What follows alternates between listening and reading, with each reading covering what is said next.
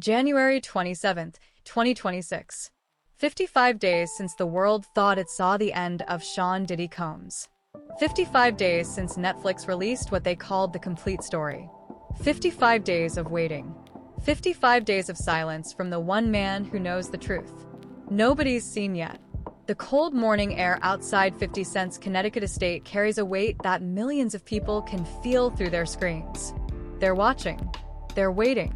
They're obsessing over every Instagram post, every cryptic comment, every 3-second video clip he drops without explanation, because they know deep in their bones. They know that what they watched on December 2nd wasn't the end.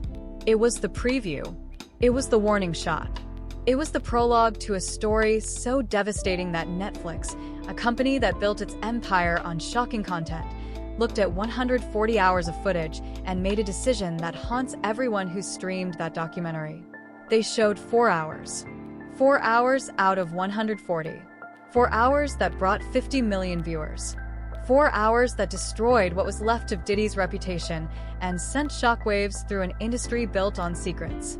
But the question that keeps people awake at night, the question that dominates every comment section, every podcast, every conversation in industry green rooms and executive boardrooms, is simple and terrifying. What's in the other 136 hours? What was too dangerous to show? What names got blurred that shouldn't stay hidden? What conversations were recorded that powerful people are praying never see daylight? And most importantly, when will 50 Cent stop teasing and finally pull the trigger on whatever he's been holding back? Before we go deeper into what Netflix refused to show, make sure to like this video, subscribe to the channel, and hit the bell icon so you don't miss what's coming next. Now let's get back to it. The offices at G-Unit Film and Television are buzzing with an energy that feels both electric and dangerous. 50 Cent sits in a conference room surrounded by terabytes of digital footage, legal documents stacked 3 feet high on mahogany tables, and a production team that understands they're not just making entertainment, they're constructing a weapon. For nearly 2 years, 50 has been assembling this documentary, reaching out to witnesses who stayed silent for decades, securing footage that powerful people wanted buried, and building a case that goes far beyond simple celebrity gossip. He knows Diddy better than most. They came up in the same era, moved in the same circles, attended the same parties.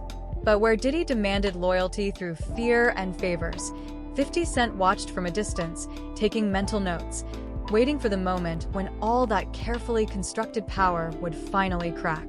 That moment arrived in September 2024, when federal agents raided Diddy's homes in Los Angeles and Miami.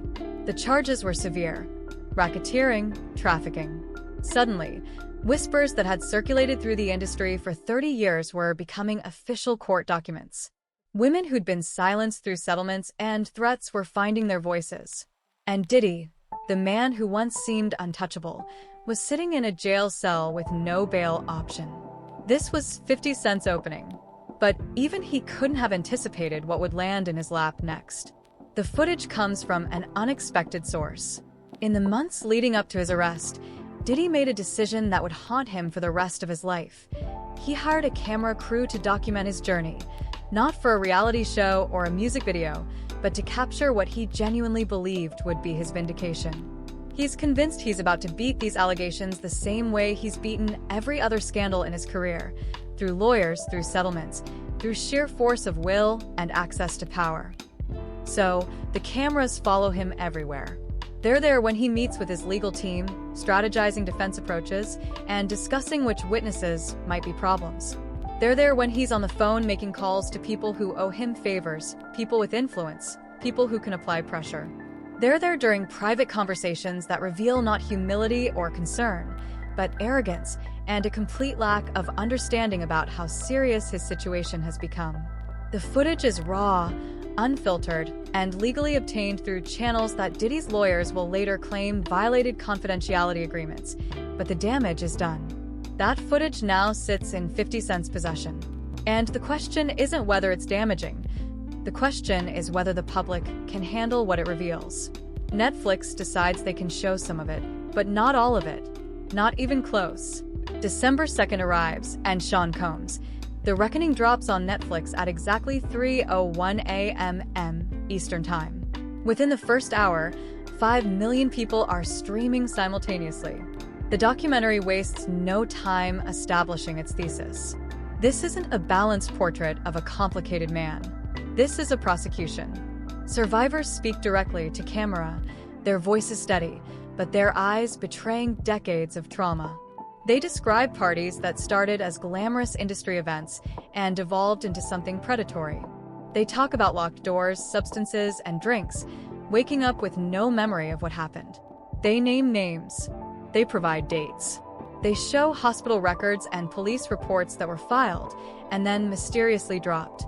The footage of Diddy himself is interspersed throughout, and it's devastating. Here's a man who still believes he's in control, still thinks his lawyers will find the loophole, still operates as if the rules that apply to everyone else simply don't touch him. By sunrise on December 2nd, the documentary is the #1 trending topic on every social media platform on Earth. The comment sections are warfare zones. Supporters claim it's a hit job orchestrated by a jealous rival. Critics say it doesn't go far enough. But everyone, absolutely everyone, is watching. And that's when 50 Cent drops the first hint that there's more to come. His Instagram post is deceptively simple: a photo of himself in the editing bay, headphones on, staring at a monitor. The caption reads, 1,140 hours. You've seen 4. I can't figure out why he chose to record himself, yet I'm relieved he did. Anyone defending him will go silent once more details surface. The post gets 3 million likes in 6 hours. The comments are a frenzy of speculation. What's in the other 1,136 hours? Why didn't Netflix show it? Is there another documentary